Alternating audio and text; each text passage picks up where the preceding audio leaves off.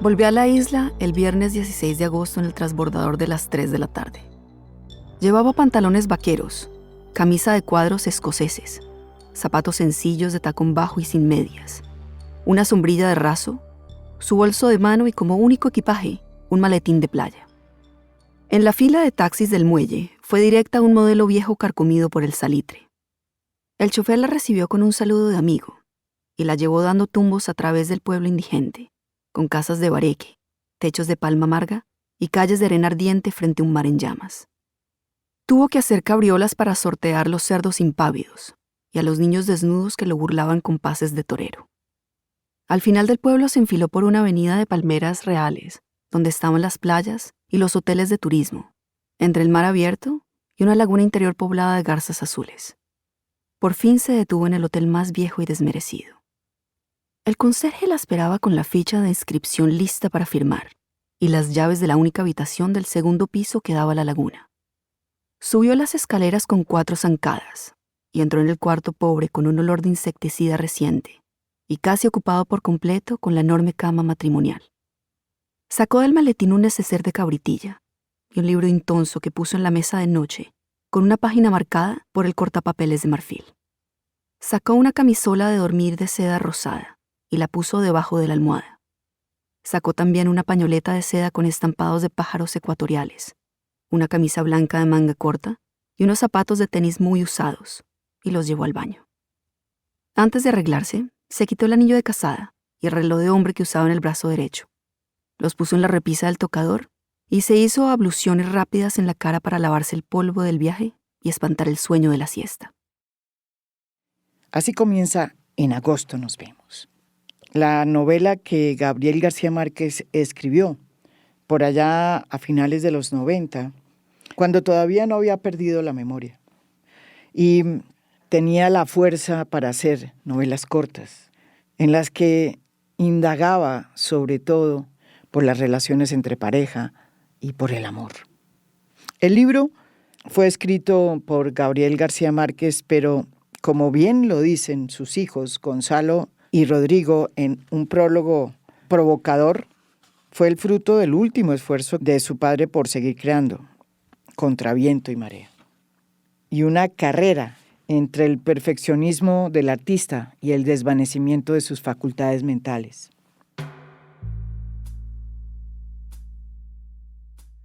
Gabo murió en el 2010 y esta novela, En agosto nos vemos, nunca se publicó. Pero las sospechas de que Gabo había dejado una novela póstuma empezaron a esparcirse como el pan, sobre todo cuando la familia de Gabo decidió entregar los archivos al Ransom Center de la Universidad de Austin, en Texas. Y empezaron a ir los gabólogos a consultar los archivos y a leer esa novela. Eso le dio pie a sus hijos, Gonzalo y Rodrigo, para sospechar que Gabo, en medio de sus problemas de memoria, se había equivocado cuando les dijo que este libro de En agosto nos vemos no servía y que había que destruirlo. Sus hijos decidieron no destruirlo y en cambio empezaron a leerlo de nuevo.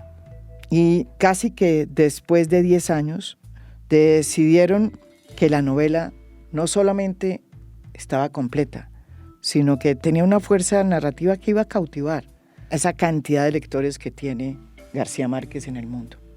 Y que cabía la posibilidad de que debido a la falta de facultades que en ese momento le impidieron a Gabo terminar su libro, pues también hubieran sido un obstáculo para que él no se hubiera dado cuenta de que su novela, a pesar de sus imperfecciones, estaba terminada.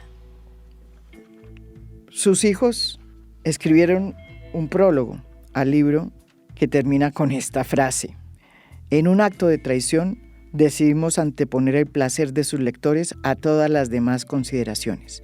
Si ellos lo celebran, es posible que Gabo nos perdone. En eso confiamos. Está con nosotros en A Fondo uno de los hijos de Gabo, Gonzalo García Barcha, quien nos habla desde Barcelona, la ciudad desde donde se hizo el lanzamiento mundial de En agosto nos vemos. ¿Y por qué Barcelona? Preguntarán muchos. Pues porque esa ciudad fue muy importante para Gabo. No solo porque fue allí donde escribió muchas de sus novelas, sino porque fue la ciudad que enmarcó el boom latinoamericano, que fue un fenómeno literario que cambió no solamente la visión sobre los novelistas latinoamericanos en Europa y en el mundo, sino que cambió también el mundo editorial, porque tuvo como escudera a una mujer que hoy también tenemos que recordar, Carmen Balcells, que peleó por los derechos de los escritores y logró demostrar que sin ellos las editoriales pues no podían ser lo que después fueron. El lanzamiento se hizo además en una biblioteca pública de un barrio de clase popular, alejado de Barcelona incluso, que se llama San Martín, que además fue una idea que surgió, entre otras, de la Red de Bibliotecas de Colombia. Bienvenido a fondo, Gonzalo. Antes que todo quería decirte que nunca pensé que iba a terminar experimentando una de las últimas manifestaciones macondianas de Gabo, que es precisamente la de leer una novela de Gabo cuando él ya no está. ¿Cuándo fue que tú leíste la novela y cómo fue el proceso de decisión durante estos 10 años en los que finalmente ustedes decidieron publicarla como un acto de traición? Bueno, yo había leído una versión todavía en vida de Gabo, alguna que él llevaba, y bueno, como todas las versiones que había, pues se veía que necesitaba un poco de trabajo, sin duda. Pero bueno, ahí fue donde Cristóbal intervino, nos hizo el inmenso favor de leer en detalle las versiones, compararlas, y bueno, salir con una versión que, como él mismo dice, no tiene ninguna enmienda, solo se revisaron algunos hechos, de lo que se llama en inglés fact-checking, y bueno, de todas las versiones se sacó una versión que es la que está editada. Gonzalo García Barcha habla de Cristóbal. Bueno, Cristóbal es Cristóbal Pera, a quien la familia le encargó la edición y el cuidado de En agosto nos vemos. Cristóbal es no solamente un amigo de la familia de García Márquez, sino un gran editor. Estuvo con Gabo precisamente haciendo la edición de su biografía, Vivir para contarla. Y yo me imagino que fue por esa cercanía y por ese trabajo conjunto que ya traían que la familia decidió entregarle el trabajo de edición a Cristóbal Pera, quien también está con nosotros aquí en A Fondo. Él nos cuenta cómo su papel de editor de En agosto nos vemos comenzó incluso antes de que Gabo muriera. Sí, bueno, yo sabía que estaba completa porque el mismo Gabo me leyó el final cuando yo regresé de Barcelona después de que Carmen Balcells me animó a que animara al Gabo a terminarla. Y cuando Carmen Balcells me dijo que no estaba terminada, y entonces se lo dije, y él se fue a buscar la última versión del manuscrito, la agarró, me acuerdo perfectamente, lo estoy viendo, se fue a la última página y me leyó el último párrafo, que me deslumbró. Y no conocía el resto de la novela, pero sí que sabía que tenía final. Después, además, viendo las diferentes versiones, pude comprobar que ese final está desde casi el principio. Él ya sabía cuál iba a ser el sí. final. Pero yendo a lo que me preguntabas, un par de años después, porque eso llevó un tiempo, él no quería pues a veces trabajar en la novela, pero me dejó leer 3 o 4 capítulos de la novela en voz alta enfrente de él. Ya él estaba pues en un estado en el que no, pues él releía sus obras, como han contado también Rodrigo y Gonzalo, como si fueran de otro, y no reconocía y le encantó oírla. Y no pude seguir, de modo que lo que leí me fascinó. Que lo que pensé es que los lectores de García Márquez serían felices si pudieran leer esa última historia, pero la verdad es que no sabía cómo estaban esos 2 o 3 capítulos que me quedaban, de modo que ahí es cuando en el momento en que Rodrigo y Gonzalo deciden pues que se publique. Ellos sí han leído la novela completa y yo entonces la leo por primera vez completa y me di cuenta de que sí, la historia está terminada, pero también es verdad que tenía que hacer una revisión final a fondo, que es lo que hice, ¿no? Una de las cosas que siempre decía Gabo, Gonzalo, es que él le parecía que todos los libros deberían ser accesibles a la gente. Es más, en una ocasión me acuerdo cuando alguien le preguntó o le dijo que sus libros estaban siendo pirateados, él lo que dijo fue que le parecía bien, porque eso lo que estaba diciendo era que a la gente le estaba gustando el libro. De alguna manera esta decisión de ustedes de hacer este acto de tradición tiene que ver con eso, con una premisa que siempre tuvo Gabo, era que tenía que estar siempre disponible para sus lectores. Gonzalo, tú que eres editor de libros, debes haber pensado esto muchas veces. Bueno, yo creo que es mejor que la novela esté en manos de sus posibles lectores en vez de volverla un gran misterio. Sí. El libro estaba disponible para ser leído en la biblioteca de Harry Ransom.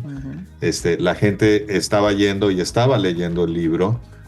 Como tú sabes, salieron algunas reseñas, tuvimos algunos comentarios por parte de algunas personas, y bueno, desde luego yo creo que lo más importante es ser transparentes en ese sentido, que la gente no tenga que ir para allá para leerla. Ya si están saliendo reseñas, me parece injusto tener que exigirle a la gente que si quieren comprobar algo, tengan que ir para allá. Ahora, como editor que soy, como dices, lo que me parece serio, y Gabo siempre le parecía importante la seriedad, lo que me parece serio es que toda la obra de Gabo esté disponible para sus lectores. Siempre. En ningún momento estamos pretendiendo que esto sea una de las obras cumbres de Gabo. No, forma parte de una serie de novelas cortas. Que él era capaz de escribir ya a la edad que tenía. Y forma parte de las obsesiones que tenía Gabo. En fin, desde El amor en los tiempos del cólera, él estaba tratando el tema de los amores de gente, en fin, madura por lo menos, porque Ana Magdalena Bach no es ninguna vieja, es una persona madura. Y se ve que son los temas que le interesaban a Gabo. Las memorias de mis putas tristes y esta novela yo creo que tienen una relación de alguna manera. Y te digo, ahora ya está toda la obra completa de Gabo a disposición de quien quiera leerla. Quien no quiera leerla, ese es su privilegio. También está con nosotros Pilar Reyes, la directora editorial de la división literaria de Penguin Random House, la editorial que publicó este libro y que publica el audiolibro que ustedes oyeron en voz de Catalina Sandino. Luego de que la familia decidió de que era hora de que esta novela corta de García Márquez la conocieran sus lectores. Pilar cuenta cuál fue uno de los argumentos más sólidos que llevaron a la familia a cometer ese acto de traición. Y tuvo que ver precisamente con un artículo que publicó un especialista colombiano en la obra de García Márquez que se llamó Gustavo Arango. Aquí lo cuenta Pilar. Gustavo Arango, que es un gran especialista de la obra de García Márquez, escribió un artículo que publicó además en México, donde cuenta que él fue al Ransom, leyó la novela y le parece que es un crimen que no se ha publicado esto. Es un artículo muy, muy iluminador porque es un artículo que dice básicamente que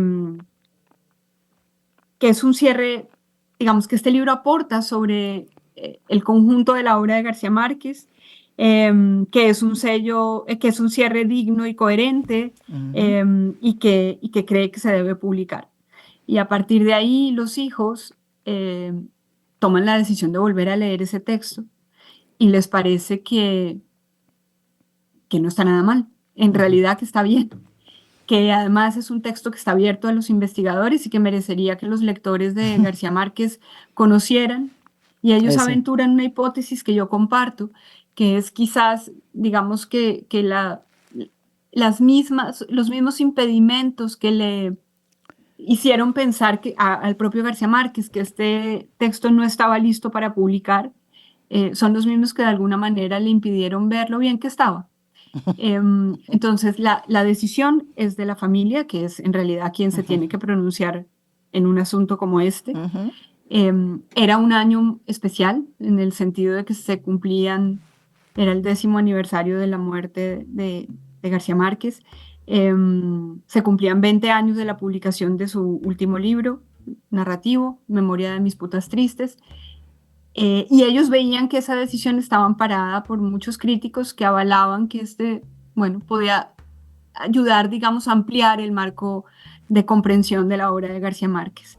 Y tomaron la decisión de publicar. Decisión que obviamente luego viene a nosotros. Nosotros llevábamos mucho tiempo preguntando por este manuscrito. Y la familia decide encargar la edición y nosotros, por supuesto, estuvimos de acuerdo a Cristóbal Pera, porque Cristóbal había trabajado con García Márquez al final de la edición de Vivir para contarla, y también ya de cero trabajó un libro que recopilaba todos los discursos públicos de García Márquez, una antología que se llama Yo no vine a dar un discurso, y por tanto era alguien que había trabajado con García Márquez en, digamos, la manera de trabajar editorialmente sus textos. Cristóbal hizo la fijación de texto, que en realidad se trató de seguir las huellas que el propio García Márquez había dejado. Hay 5 versiones de esta novela en el Ransom, se pueden consultar, si uno es investigador puede ir a consultarlas al centro. 5 versiones que no difieren en el texto, digamos, lo que uno ve que hizo García Márquez, y luego, como allí están todos sus archivos, se puede consultar que ese era su procedimiento de trabajo también en otros libros. Se pueden consultar, por ejemplo, las 18 versiones que hay de Memoria de mis putas tristes. Wow. Y lo que hace es algo muy impresionante, que es, una vez tiene toda la historia, lo que va haciendo es pulir y pulir y pulir como si fuera un escultor el lenguaje. Él va reemplazando un texto, una palabra por otra. Uno no sabe, eso nadie lo puede contestar, a cuántas versiones hubiese hecho y dónde, hasta dónde hubiera llegado la, digamos, corrección tan minuciosa a la que, digamos, enfrentaba él mismo sus textos si no hubiera abandonado en un momento la escritura, porque la enfermedad se lo obligó, digamos. Pero lo que hizo Cristóbal de alguna manera fue seguir el propio rastro de García Márquez y tomar decisiones cuando tenía dudas. Voy a poner un ejemplo de esto. Hay un momento donde dice la protagonista, cuando empieza el libro tiene 46 años, cuando termina tiene 50. 50, sí. Y en un momento él dice que está viviendo un amor de tercera edad.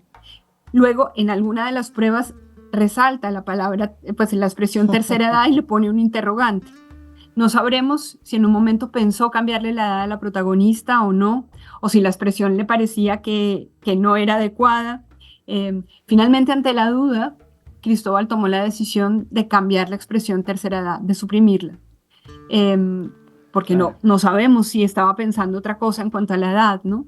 Le pareció que era la mejor decisión sobre, digamos, la edición en la que el propio García Márquez tenía la duda de qué hacer. Como este ejemplo hay muchos, de repetición de algunas palabras, ponía en un lado un adjetivo u otro, en eso era en lo que estaba trabajando. La historia está completa, aunque para García Márquez no estuviera definitiva. Él llegó a hacer una aseveración por allá por el año 2010 muy fuerte, diciendo que creía que no servía el libro, sí, que había que destruirlo. Los hijos dicen, bueno, él no lo hizo, no lo destruyó, incluso siguió trabajando en él. Su secretaria fue tomando con mucho detalle en un archivo de Word, Mónica, todas las correcciones que García Márquez fue haciendo hasta que ya no pudo más. Y a mí, ya, si me pregunta editorialmente, cuando nosotros leímos el libro, teníamos la confianza total de que se trataba de un libro de García Márquez, que estaban no solo en la historia, sino en el lenguaje, todas sus señas de identidad.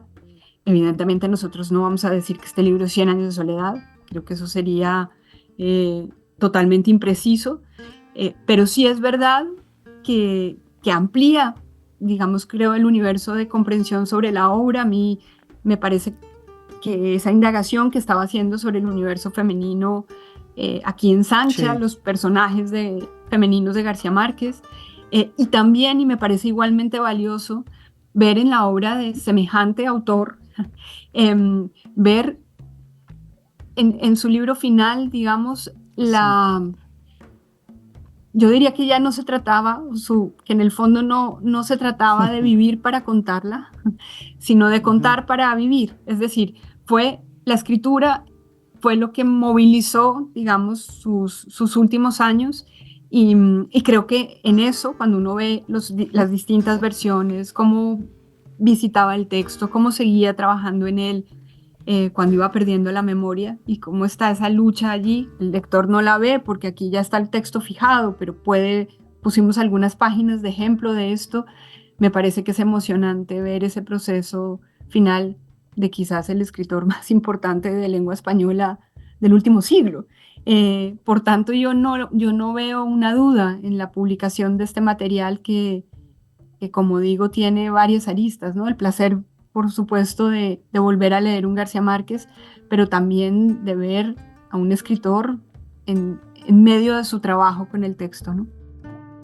El personaje central de esta novela es Ana Magdalena Bach, una mujer que Gabo nos deja saber que tiene entre 45 o 50 años y que es una mujer que, a pesar de que tiene las necesidades mínimas satisfechas, digámoslo así, que es una mujer que lee, muy culta, que tiene una familia que la quiere y un marido que ella adora, pues también tiene una vida privada, una vida oculta, en la que ella se siente viva, así la alimente solo cada agosto, en unas citas clandestinas. Gonzalo, hay algo en Ana Magdalena Bach que es nuevo en la manera como García Márquez aborda lo femenino. Me atrevería a decir que Ana Magdalena Bach es uno de los personajes más contemporáneos que ha escrito García Márquez. Y me atrevería a decir que Ana Magdalena Bach no es una matrona, no es Remedios la Bella, sino una mujer contemporánea de hoy. Y en eso yo creo que también hay un nuevo Gabo. Como dices tú, es una mujer muy, muy moderna, una mujer que toma su destino en sus propias manos, que además descubre que su madre también era una mujer de una gran libertad. Sí.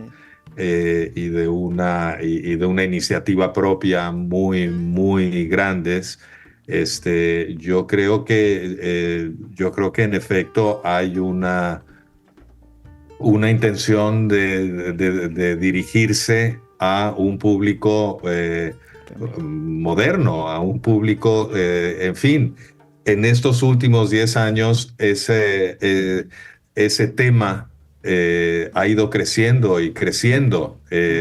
Yo creo que ya se hablaba de eso en los tiempos de Gabo. Gabo escuchaba más de lo que hablaba, eso es algo que tú sabes bien, y yo creo que él debió recoger este sentimiento que estaba en el aire, y le debió interesar sin duda, para ir elaborando, en fin, cosas que le interesaban a él, como, bueno, los temas que más le interesaban a él siempre fueron el amor, siempre fueron las relaciones entre parejas, entre seres humanos, siempre tuvo una gran empatía hacia toda la gente que conocía. Y te digo, sobre todo, yo creo que Gabo era una persona que sabía escuchar muy bien. No sé si exista un poco la imagen un poco convencional del hombre del Caribe que no para de hablar. Tú lo sabes muy bien. A él, Él lo no. que le gustaba le gustaba era escuchar, no tanto hablar. Y yo creo que él percibió algo que luego se ha popularizado mucho, ¿no? Que es el tema de la libertad de la mujer. Para Cristóbal Pera, Ana Magdalena Bach es un personaje sorprendente porque no se parece a las mujeres que Gabo perfiló en su literatura. Y aquí explica por qué. A pesar de que en la obra de García Márquez las mujeres son fundamentales y son fuertes, y mucha gente que pues las clasifica de manera general entre matriarcas o madres, vírgenes, o pues brujas o prostitutas. En este caso es una mujer contemporánea, como tú dices, y ese adjetivo de contemporánea es fundamental, porque es además, y eso lo he hablado también con Gonzalo, una de las novelas quizá la más contemporánea de García Márquez, ¿no? Ocurre posiblemente en los años 80 o 90, y una mujer que además está buscando su espacio en el mundo, su espacio de libertad, sin ninguna razón objetiva para ello, ¿no? En el sentido de que no tiene un matrimonio del cual escapar, o una realidad que no le gusta. Es una mujer aparentemente feliz en su rutina y decide pues hacer que esa isla sea su habitación propia, como había dicho Virginia Woolf, ¿no? Y encontrar ese día del año en que puede escapar, pues encontrar su propia libertad, ¿no? También le preguntamos a Pilar Reyes por Ana Magdalena Bach. Esto fue lo que nos dijo. Yo diría que a mí lo que más me sorprende de este personaje es que es un personaje que se transforma. Me parece que García Márquez tiene mujeres fuertísimas, ¿no? Pero son mujeres que están, sí, que la historia que sucede, ellas ya son algo, ¿no? Representan algo y están como fijas.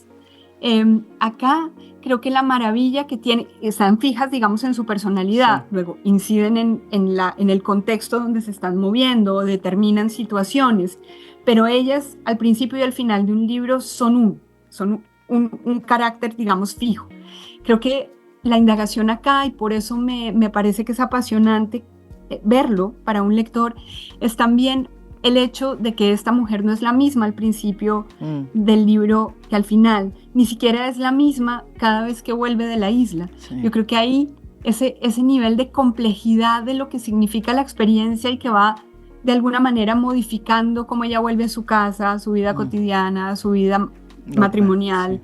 Sí. Él tomó una historia, digamos, privada, tiene que ver con la relación amorosa o la relación de deseo, digamos, no habla del universo profesional de esa mujer, aunque claramente la va dibujando. Esta es una mujer con lecturas, es una mujer que, no sé, es hija de una profesora de Montessori, que tiene una relación par con un marido. Todos esos son elementos que sí que la vuelven una mujer, digamos, contemporánea. Pero creo que el rasgo, digamos, de transformación, que es un libro así de sucinto, ¿no? Me parece que da cuenta maravillosa de un personaje en ese sentido totalmente moderno. Y esa entrada, pues, a la cincuentena, que creo que para las mujeres siempre nos es tan particular en muchos sentidos, uno muy grande, el mundo del deseo, ¿no?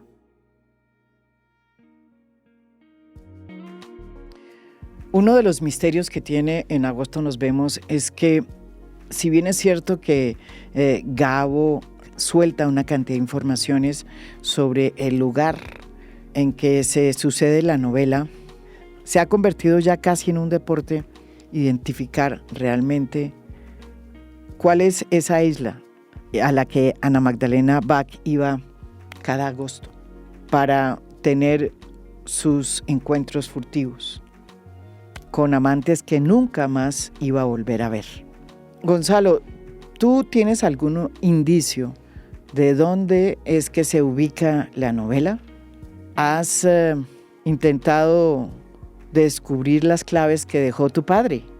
Hay indicios, bueno, obviamente es una ciudad colombiana, obviamente es una ciudad en el Caribe, tiene islas enfrente, entonces hay una descripción del el autobús, la chiva que toma Ana Magdalena Bach, que me huele mucho a Cartagena,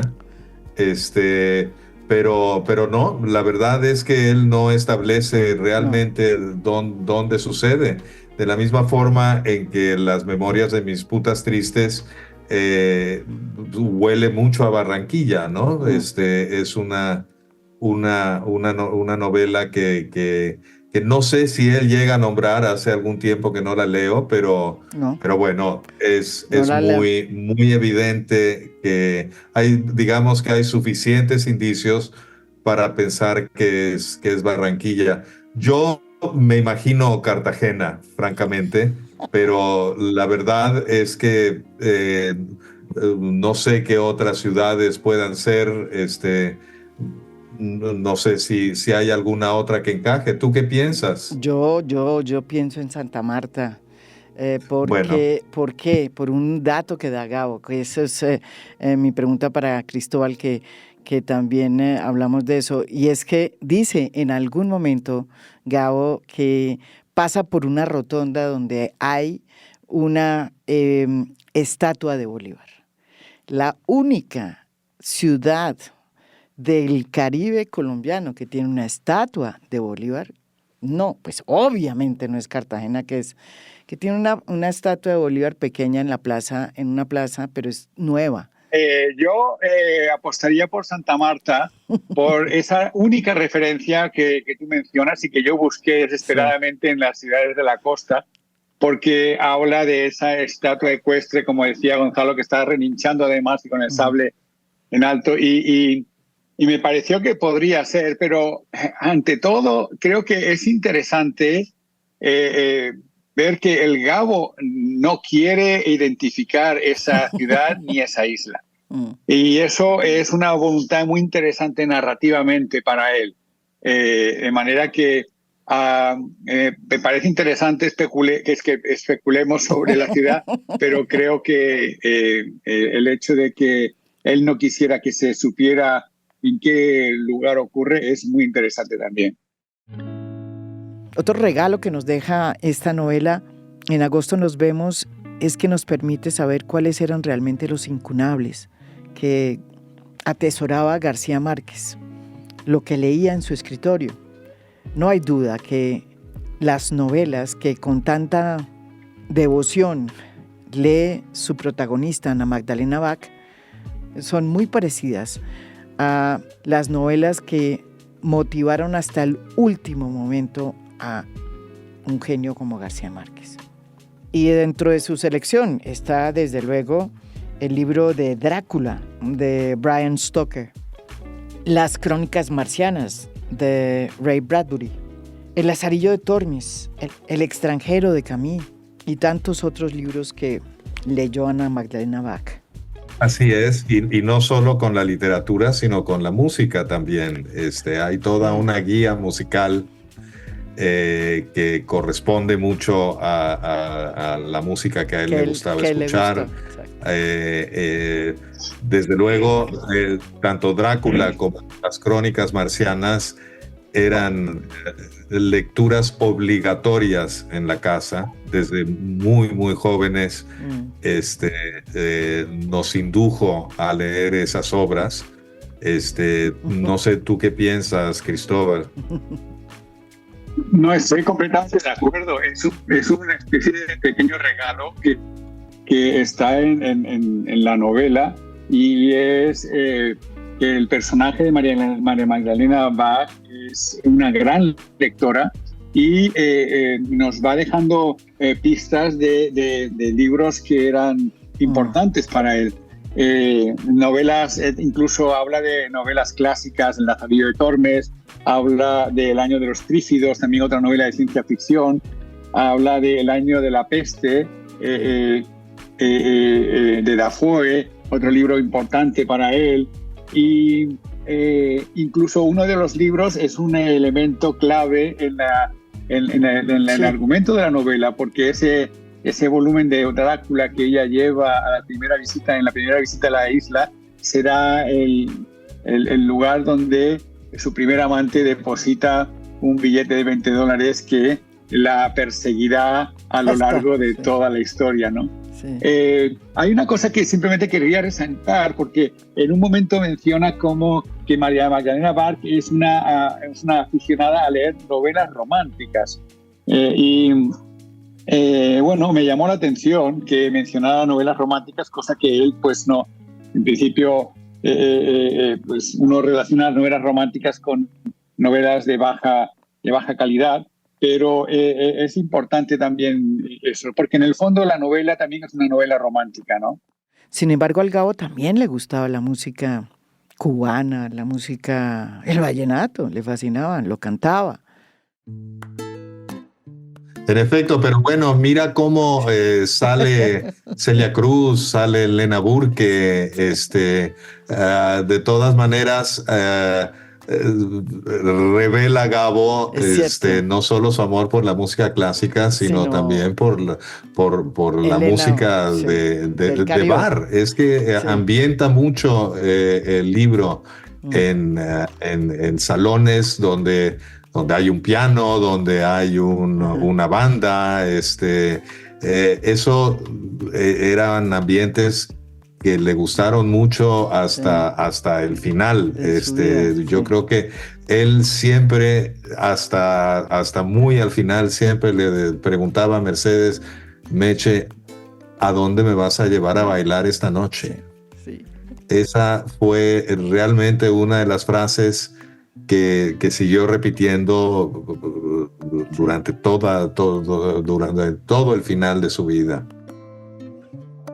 Este podcast está siendo hecho desde diversas partes del mundo. Pilar está en Madrid. Quiero preguntarle a ella cómo es que ha sido recibida en el fondo esta novela. A mí me ha parecido apabullante la prensa que ha salido en el mundo entero. Sí. Este es un lanzamiento que además se logró algo que yo creo que Carmen Balcells había soñado hace mucho tiempo y había sido mucho más difícil en el pasado, que es hacer realmente con un García Márquez un lanzamiento mundial. El día 6 de marzo, nosotros quisimos lanzar el 6 de marzo porque era el día de su cumpleaños. Ya lo habíamos hecho en su momento, en esto también participé yo en la edición maravillosa de 100 años de soledad que hizo la Real Academia y que se lanzó en Cartagena de Indias en el Congreso de la Lengua del año 2007. Sí. Esa edición se presentó el día de cumpleaños de García Márquez y a mí me parecía que era un guiño emocionante repetir ese momento que parecía irrepetible. Uh-huh. Obviamente estaba García Márquez allí y fue yo creo que una ocasión que ningún Congreso de la Lengua va a poder volver a repetir, una fiesta. Yo que estuve ahí recuerdo ese momento como uno de los grandes momentos de nuestra lengua. Sí, pero acá era guardar de alguna manera un recuerdo de ese momento y planteamos a la agencia lanzarlo en esa fecha. Y en Barcelona. Y como había tiempo y el libro era corto, pues la agencia se movió a toda velocidad para que las traducciones más importantes pudieran salir ese mismo día. Es decir, casi 40 países en distintas lenguas wow. Sacaron el libro el 6 de marzo. El 12 saldrá en inglés. Que es básicamente que salga casi contemporáneo. Claro. Es decir, que se logró hacer wow. en casi 40 países un lanzamiento simultáneo. Eso realmente es muy excepcional. Y eso quiere decir que la estela de lo que García Márquez logró en vida sigue perdurando. No sé qué idea tenía él de la posteridad, pero sin duda es poco frecuente que un escritor que ya no está concite este nivel sí. de atención y en un punto también de discusión y de lectura, porque lo que nos ha ido pasando a medida que los días transcurren, bueno, estamos reimprimiendo en un montón de sitios. En Colombia se está reimprimiendo y vendiendo el libro increíblemente. Es decir, que la sensación de que sigue interesando es muy clara. Y en esto los lectores creo que mandan un mensaje, más allá de lo que diga la crítica, mandan claro. un mensaje que es emocionante. Pilar, este lanzamiento que hicieron de García Márquez es un poco, no solamente macondiano, pero también estamos haciendo un lanzamiento de uno de los últimos escritores del boom, del que solo creo que queda vivo Mario Vargas Llosa. La verdad, yo lo que siento con esto es que esa generación de la que queda solo Mario Vargas Llosa fue una generación donde sus escritores lograron sentarse a la mesa, digamos, de la atención pública más inusual para la literatura. Obviamente muchos de ellos fueron intelectuales, participaron en la conversación pública, tenían digamos, de algún modo un alcance que iba mucho más allá de lo literario. Y en ese sentido, esa idea del escritor que pertenece como a todo el ámbito de discusión de una sociedad, en el caso de García Márquez, pues sigue siendo una noticia mundial y yo espero que también sea de algún modo un lugar que tiene la literatura en la conversación pública que no se pierda para los escritores de hoy en día. Yo trabajando con escritores, trabajando desde, digamos, la función de poner en público sus obras, pienso muchísimo en eso y en que la literatura no pierda esa como importancia en la conversación pública, ¿no? La demostración de que es así es, bueno, lograr hacer un lanzamiento en 40 países simultáneo, pues para estos autores del boom latinoamericano, eso fue marcaron en ese sentido un camino que ojalá sea una estela que siga.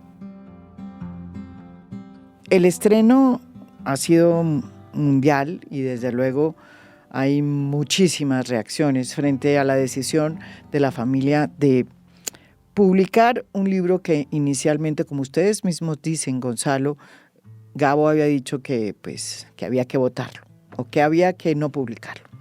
Pero más allá de eso, yo te quiero contar la reacción que ha habido aquí en Colombia.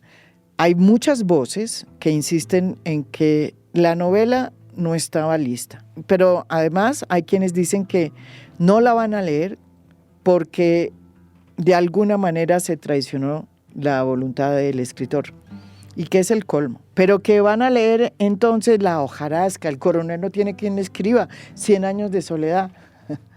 Bueno, pues están en su derecho. Esa es la gran belleza de la literatura y la gran belleza de los libros, es que los lees solamente si quieres. Es real, o sea, es de las pocas cosas ya que quedan en las cuales existe privacidad, en el Claro. cual estás en tu absoluto derecho de leerla o de no leerla. Yo creo que esa es la belleza Claro. de los libros, la literatura. Que lean, con tal de que lean, tienen toda mi aprobación, mi bendición. Lo importante es leer, y te digo, me parece que una de las bellezas que tiene la edición de libros es que sigue siendo algo que no es impuesto de ninguna manera. Claro. Lo lee uno si quiere, y si no quiere leerlo, no lo lees.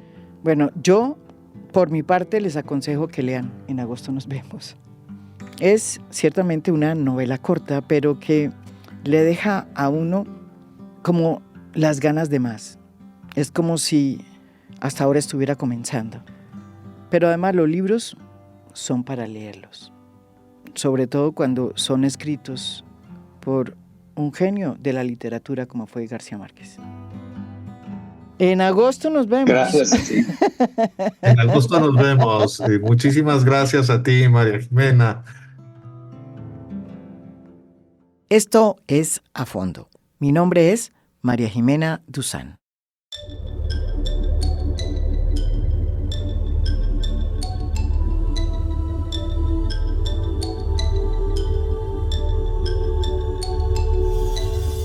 A Fondo es un podcast producido por Mafialand. Editora de contenido, Ana María Girón. Gestora de audiencias, Beatriz Acevedo. Postproducción de audio, Daniel Chávez Mora. Música original del maestro Óscar Acevedo. Nos pueden escuchar también en mi canal de YouTube. Gracias por escuchar. Soy María Jimena Duzán.